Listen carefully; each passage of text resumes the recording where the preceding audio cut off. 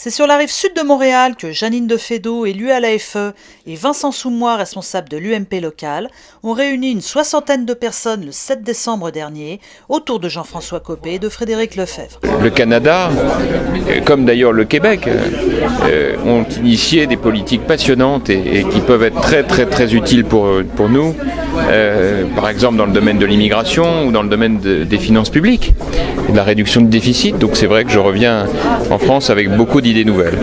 Si le président de l'UMP a traversé l'Atlantique pour venir s'inspirer des bonnes pratiques américaines, il en a aussi profité pour venir resserrer les rangs d'une section divisée et délivrer un message d'union.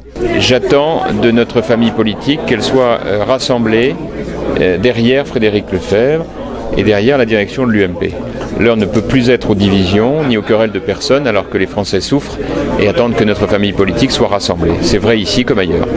Même son de cloche chez le député de la circonscription, bien décidé à unir les troupes autour de lui. Il faut savoir tourner la page. Moi, je fais partie de ceux qui la tournent. Et en même temps, il faut que tous ceux qui, à un moment ou à un autre, pour de bonnes, plutôt de mauvaises raisons, se sont illustrés par la division, eh bien, ils sachent qu'il est important pour eux de changer de voie. Parce que vous savez, cet appel à l'unité que nous faisons, il est sincère.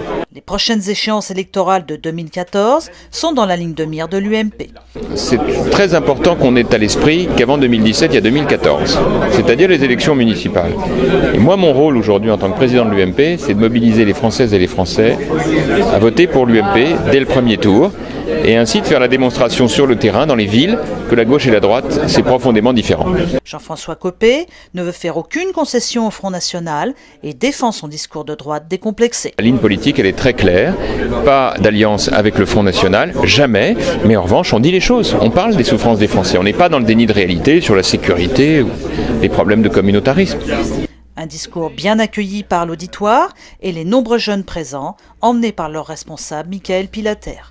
Quant à un possible retour de Nicolas Sarkozy, le président de l'UMP élu de la question. Écoutez, moi je crois que c'est un sujet sur lequel il ne faut pas parler à sa place. C'est très important qu'on ait à l'esprit qu'avant 2017, il y a 2014. Nathalie Simon-Claire, Berthilde Contensin et Rosanne Nicole pour l'Outard de Libéré, Montréal.